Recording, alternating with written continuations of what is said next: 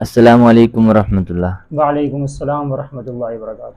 مفتی صاحب، ایک مسئلہ دریافت کرنا ہے کہ جو آدمی پاکستان سے حج کے لیے جاتا ہے تو کیا وہ وہیں پہ اس کے لیے قربانی کرنے کا حکم ہے یا وہ پاکستان واپس آ کے قربانی کرے گا؟ اور کیا پھر اگر وہاں پہ قربانی کرنی ہے تو پھر کس مقام پہ کرنی ہے، مینا میں یا کسی اور مقام پہ؟ تو اس مسئلے میں وضاحت فرما دیجیے۔ جی، اس مسئلے میں وضاحت اس طرح ہے کہ سب سے پہلے حج کی قسموں کو سمجھنا ضروری ہے۔ حج کی 3 قسمیں ہیں۔ علماء اور فقہاء کے نزدیک حج کی 3 قسمیں ہیں: حج افراد، حج قران اور حج تمتع۔ حج افراد اس کو کہتے ہیں کہ میقات سے صرف حج کا احرام باندھنا، اس میں عمرہ کی نیت نہ کی جائے، اور 8 ذی الحجہ سے حج کے ارکان شروع کر کے حج کے ارکان مکمل ادا کرنا، اس کے اندر صرف اس احرام میں صرف حج کی نیت کی جائے، عمرہ کی نیت نہ کی جائے، تو اس کو حج افراد کہا جاتا ہے۔ اور حج افراد کے لیے قربانی کرنا مستحب ہے، کر لے تو بہتر ہے، نہ کرے تو کوئی گناہ نہیں ہے۔ دوسرا حج قران ہوتا ہے۔ حج قران کا مطلب یہ ہے کہ میقات سے جب احرام باندھے گا تو اس وقت عمرہ کی بھی نیت کرے گا اور حج کی بھی نیت کرے گا، عمرہ اور حج دونوں کی ایک سفر میں اکٹھے نیت کرے گا۔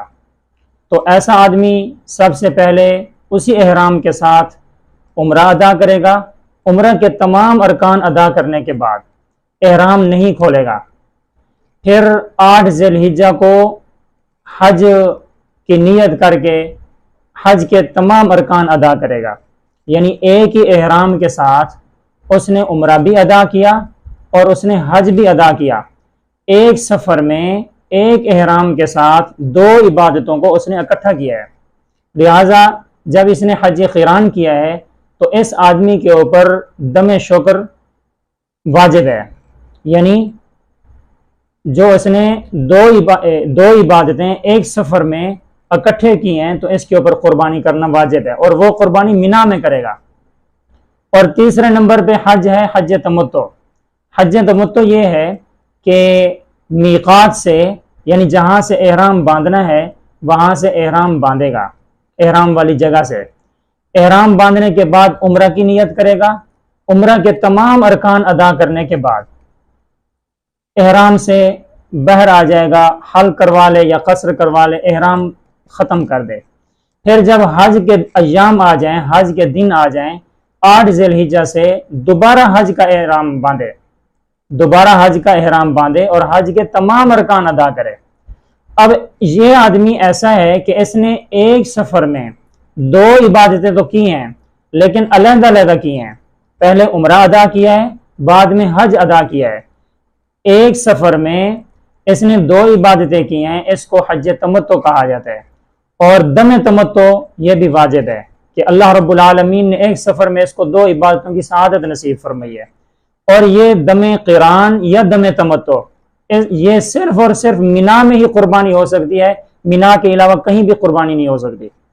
البتہ جو حج اور عمرہ کو اکٹھے ایک احرام کے ساتھ ادا کرنے والا ہے یا علیحدہ علیحدہ ادا کرنے والا ہے، پہلے عمرہ کیا بعد میں حج کیا، تو ان کے اوپر ایک قربانی تو مینا میں واجب ہے، اور دوسری قربانی جو صاحب حیثیت انسان کے اوپر ہوتی ہے وہ ان کے اوپر واجب تب ہوگی، اس کے لیے شرط یہ ہے کہ یہ مکۃ المکرمہ میں 15 دن یا اس سے زیادہ قیام کی نیت کریں، ٹھہریں وہاں 15 دن یا 15 دن سے زیادہ ٹھہریں گے تو جو صاحب حیثیت کے اوپر قربانی واجب ہوتی ہے وہ پھر ان کے اوپر واجب ہو جائے گی۔ اس قربانی کے لیے مسئلہ یہ ہے کہ وہ قربانی مینا میں بھی کر سکتے ہیں، وہ قربانی اپنے وطن کے اندر بھی کر سکتے ہیں جہاں انسان کی رہائش ہے، پاکستان میں، ہندوستان میں، جس ملک میں بھی رہتے ہیں وہ اپنے وطن میں بھی کر سکتے ہیں۔